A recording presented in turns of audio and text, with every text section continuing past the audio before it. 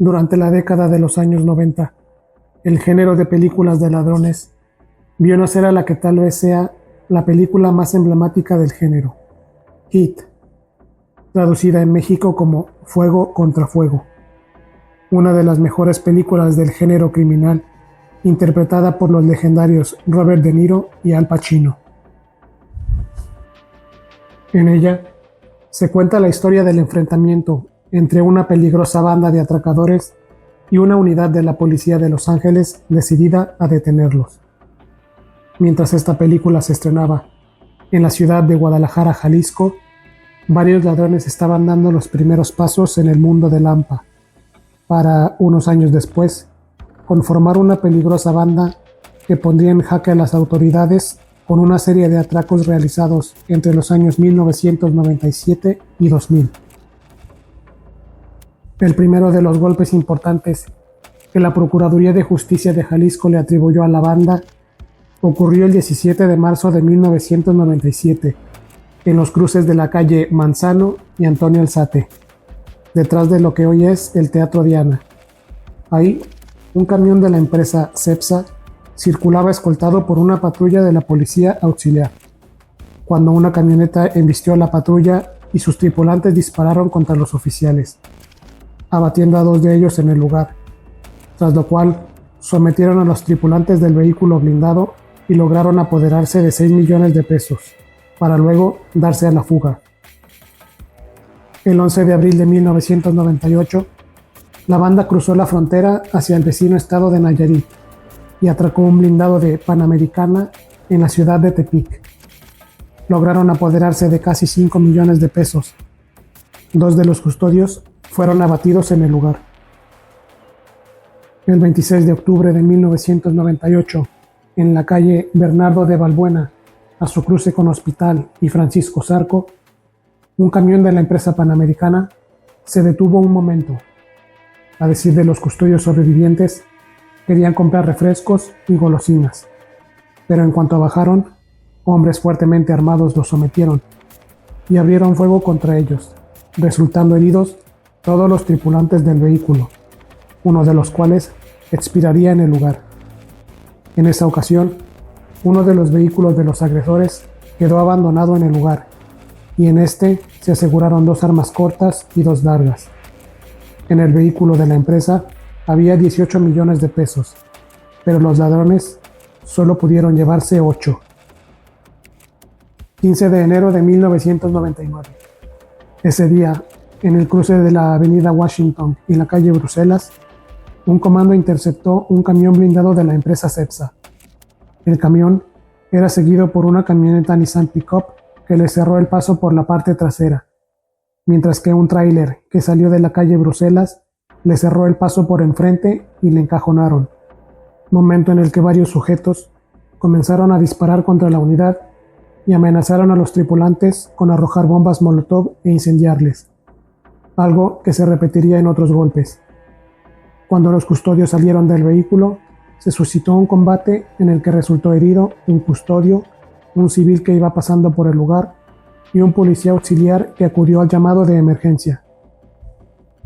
Luego de apoderarse de casi 1.300.000 pesos, los ladrones huyeron del lugar en varios vehículos que tenían reporte de robo del día anterior, que a su vez abandonaron a unas cuadras del lugar de los hechos, abandonando en uno de ellos 2 armas de las que habían utilizado en el atraco. El siguiente atraco tuvo lugar el 13 de abril de 1999. Ese día, un camión blindado de la empresa de seguridad Panamericana circulaba por el kilómetro 84 de la carretera Guadalajara-Tepic, en los límites con Nayarit, cuando fue interceptado por varios sujetos que tripulaban una camioneta Chevrolet Silverado y que comenzaron a disparar al vehículo, primero a las llantas y luego al resto, con el fin de vencer el blindaje del mismo. Sin embargo, los custodios no se rindieron y respondieron al fuego, dando tiempo a que elementos de la Policía Federal de Caminos acudieran en su auxilio y se unieran al enfrentamiento contra los bandidos, los cuales emprendieron la huida al ver que no lograrían su cometido, dejando la escena en la que había más de 300 casquillos y varios cuernos de chivo. En el lugar, un chofer de un tráiler, fue alcanzado por una bala perdida y pereció tras volcar su vehículo. Nadie más resultó herido en este evento, a pesar de que en su huida los delincuentes robaron 3 vehículos en la población de Ixtlán y dispararon contra un vehículo de una familia a los que confundieron con policías que los iban siguiendo. El 30 de abril, en el cruce de la avenida Revolución y Ejido, un camión de la empresa Cometra acababa de recoger el dinero recaudado por un restaurante de hamburguesas que se encuentra en ese cruce, cuando fueron sorprendidos por varios sujetos que los sometieron y tranquilamente se apoderaron de 2.5 millones de pesos. No hubo ningún herido. El 28 de mayo, un blindado de la empresa Armstrong, que acudió al banco Bancapromets ubicada en las calles 5 de Febrero y Gabino Barreda, fue atracado por la banda al momento de que los custodios entraron al banco. A pesar de que los ladrones lograron someter a estos, un policía auxiliar que custodiaba la sucursal se enfrentó a los asaltantes, los cuales le hirieron y lograron apoderarse de 200,000 pesos. El 4 de julio de 1999, un camión de traslado de valores acudió a recoger el dinero recaudado por varios negocios del Centro Magno. Los custodios caminaban por el pasillo de la plaza hacia su vehículo con el efectivo, cuando un par de sujetos que caminaban hacia ellos empujando una carriola sacaron de esta armas largas con las que amenazaron a los custodios, desatándose un tiroteo en el lugar, del que resultarían abatidos uno de los custodios y herido otro de los custodios y uno de los ladrones, los cuales lograron huir del lugar con un botín de un poco más de 300,000 pesos. Luego de este atraco, fue detenido un trabajador de la empresa Cepsa de nombre Alejandro Arroyo, el cual reconoció haber facilitado información a la banda sobre la ruta de varios de los golpes que se habían dado a los transportes de la empresa hasta entonces. El 28 de agosto, la banda volvió a atacar en la calle Jardín de San Francisco, casi a su cruce con Jardín del Regente. En esa ocasión, varios sujetos esperaban a un blindado a ambos lados de la calle. Cuando el camión bajó la velocidad para pasar un tope que se encuentra en la zona, los individuos abrieron fuego contra el vehículo, haciendo que los custodios salieran del mismo y logrando apoderarse de 4,5 millones de pesos. En esa ocasión, los testigos señalaron que un rato antes de los hechos, los atracadores estuvieron en el mismo lugar platicando con policías municipales de Guadalajara. Luego se fueron y regresaron un poco antes de cometer el delito. El siguiente atraco tuvo lugar el 6 de diciembre, cuando alrededor de las 8:45 de la noche, un camión blindado de la empresa Cepsa circulaba por la avenida Vallarta al cruce de la calle Herodoto, cuando un camión de 5 toneladas que circulaba a su costado derecho lo orilló hacia el muro de contención y otro de 3 toneladas le cerró el paso a su reversa. Inmediatamente salieron varios sujetos que se escondían en los arbustos de la zona y comenzaron a disparar al camión y a otro auto que lo escoltaba, desatándose un intercambio de balas en el que resultaron heridos los 3 custodios. Los ladrones lograron apoderarse de casi 1.200.000 pesos, huyendo de la escena en una camioneta Dodge Charger que fue abandonada cerca del lugar y en donde se encontraron múltiples indicios de los responsables, los cuales poco a poco iban revelando su identidad. Apenas 3 días después, tuvo lugar el golpe más letal en el que estuvo involucrada la banda.